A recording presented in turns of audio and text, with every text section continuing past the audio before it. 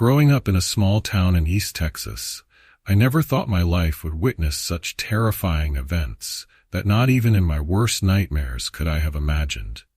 I joined the U.S. Navy at the age of 18, carrying with me a strong belief in the Baptist faith, a religious foundation deeply tied to the rural area where I lived. My life revolved around simple values and an absolute trust in God. But then one day, everything changed completely. In 1982, when I was stationed in Hawaii, specifically at Barbers Point Naval Air Station, I was assigned to embark on a 12-hour flight. My crew and I took off into the sky, never once imagining that fate had something different planned. When the plane reached about 10,000 feet, I heard a strange noise from engine number 1, the left outboard engine. Warning lights flashed, signaling that something was wrong. My heart sank as I realized something wasn't right. The crew immediately declared an emergency and decided to make an emergency landing. When a plane declares an emergency landing, the entire fire and rescue crew will be prepared on both sides of the runway. This is standard procedure, so that if something goes wrong, they can react quickly and rescue people immediately. Normally, this would bring a sense of reassurance, but not on that day. When we touched down at a speed of 135 knots, over 155 miles per hour, everything happened so fast that I felt like I was merely a distant observer. The plane veered off the runway. The pilot tried to correct the direction using the rudder, but inadvertently pushed the plane further off course. I knew for sure that we were going to crash off the runway. I could even see the fire truck approaching the right wing of the plane, and I was certain that I was going to die. I saw my death flash before my eyes in an instant.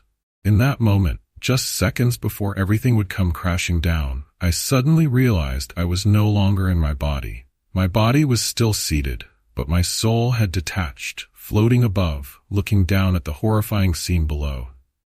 I experienced everything in slow motion, as if time had stretched in a strange way. Every detail, no matter how small, became extraordinarily clear. I saw pieces of the plane flying by the window, and I could even read the lettering on a Pepsi can floating in the air. The liquid had sprayed out of the can, and I could see it slowly separating into tiny droplets.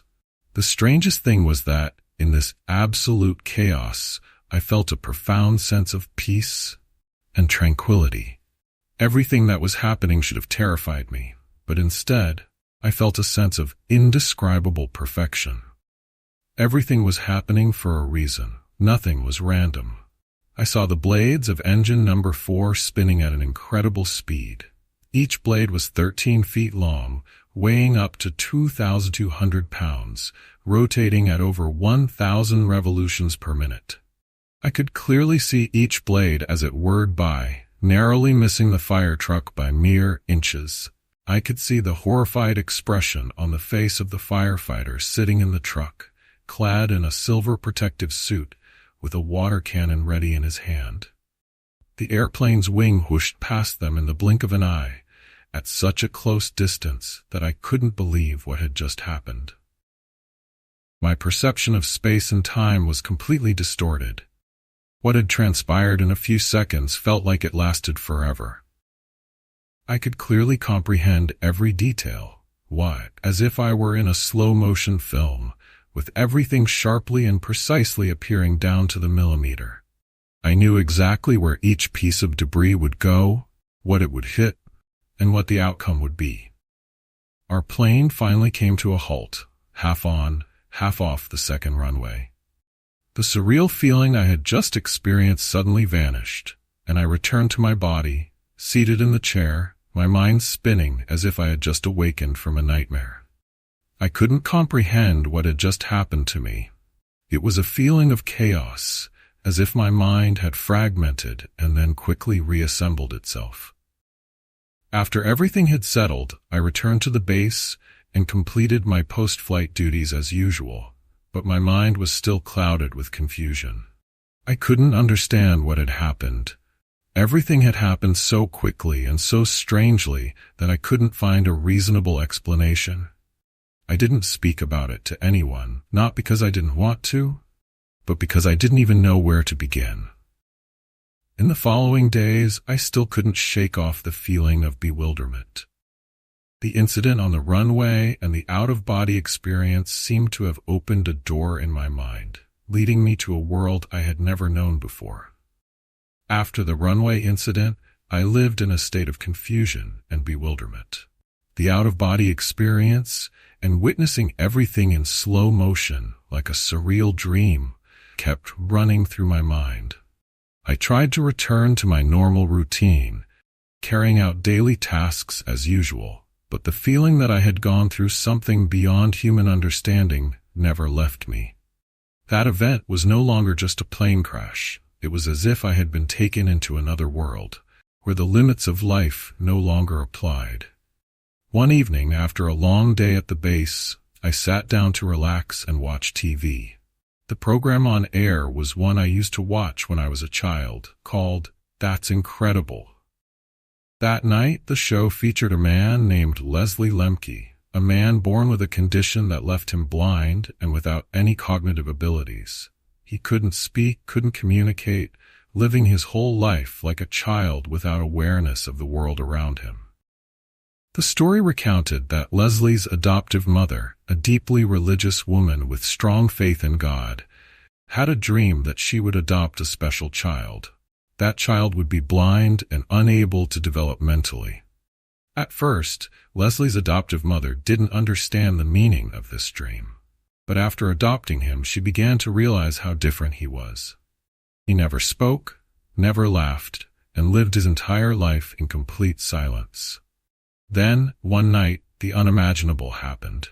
Leslie, who had never learned to speak or play any musical instruments, suddenly began to sing and play the piano with an unbelievable voice, performing gospel hymns full of emotion and depth. His voice, as I experienced it through the TV screen, had a sacred quality, a voice from heaven. I had never heard anything like it in my entire life. This miraculous event kept me thinking. How could someone who couldn't comprehend, couldn't speak or communicate, suddenly display such an extraordinary musical ability? I knew, in that moment, that I was witnessing a miracle, a clear sign of God's presence and His power. That experience stirred emotions within me that I couldn't hold back. It wasn't just surprise, it was profound amazement, a feeling of the divine that I had never experienced before. That night, before going to bed, I felt an urge to do something to express my gratitude for the miracle I had just witnessed.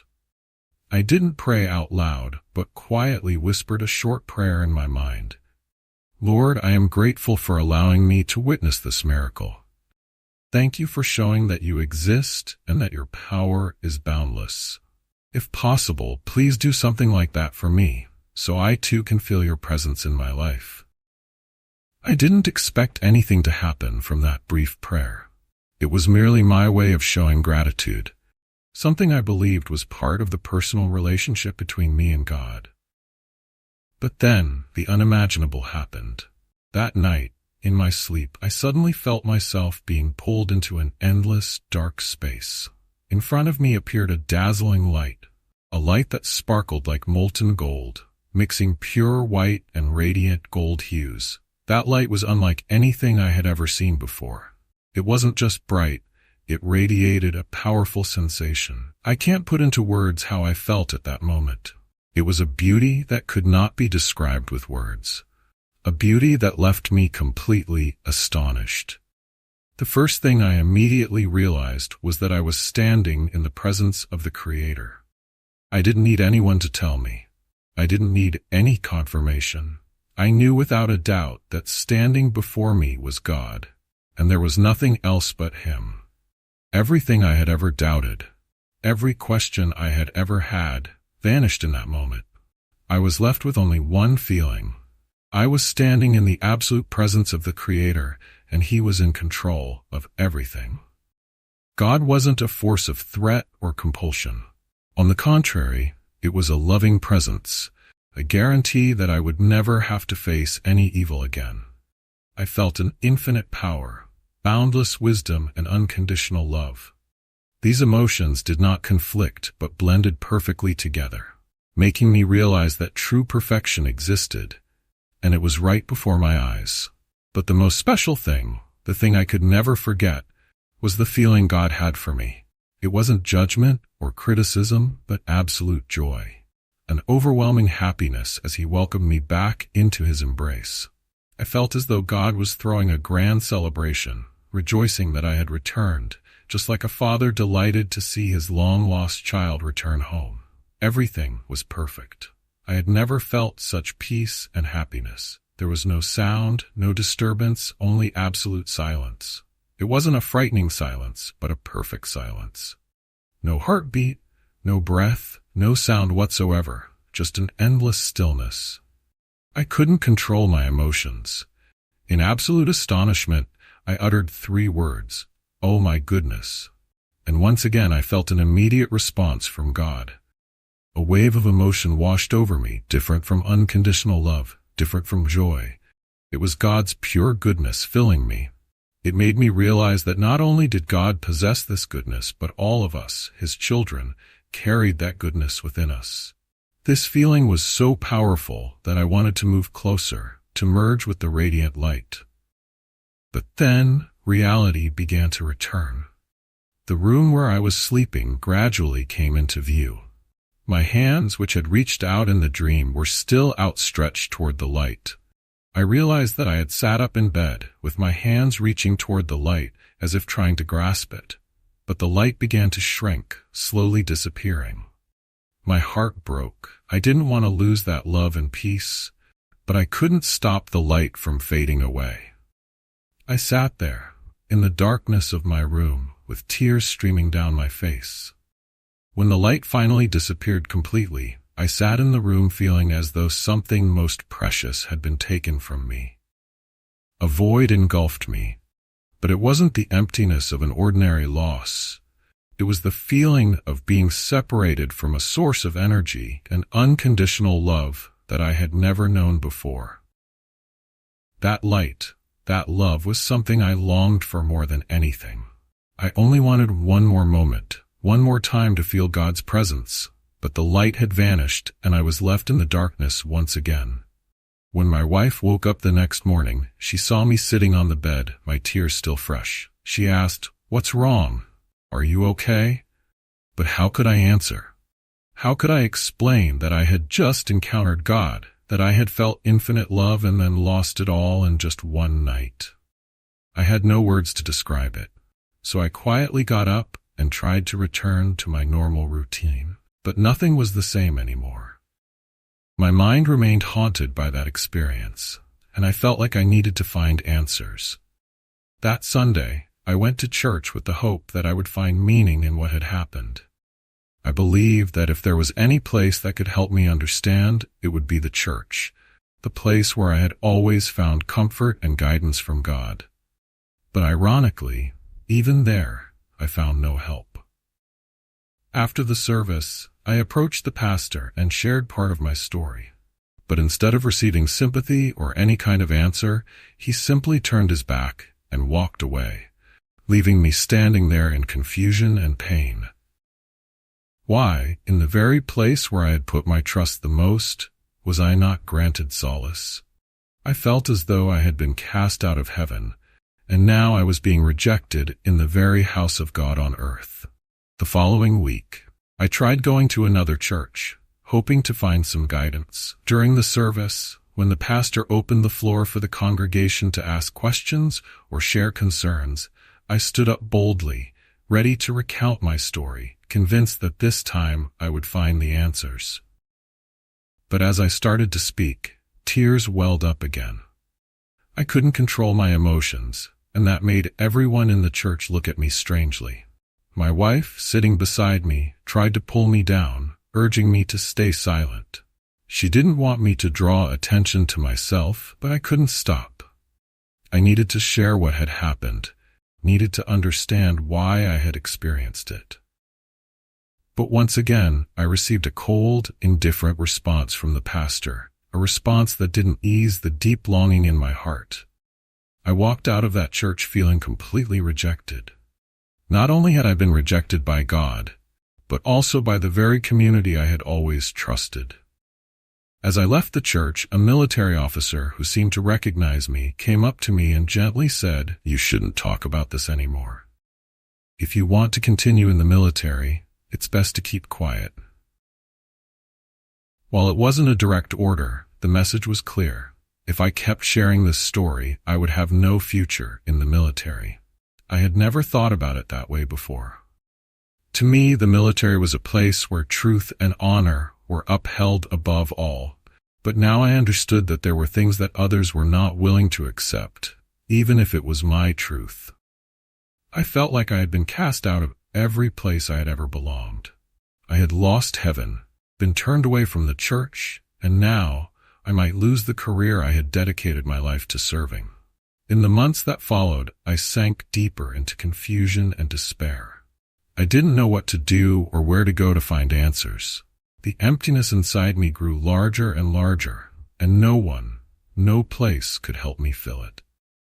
As time passed, I began to accept that maybe there would never be any answers. Perhaps that experience was simply a gift from God, and I had no right to ask for more. But then, after 3 decades of searching, my answer came. Not from the church, but from an unexpected source. The teachings of the St. Germain Foundation. There, I learned about becoming an ascended master. Not in the sense of spiritual or moral superiority, but learning how to control my consciousness and use God's energy to serve the light. I realized that the experience I had was not a punishment or a rejection, but a lesson. God had opened a door for me to understand that this world is a spiritual training ground where we learn how to love and serve with all our hearts.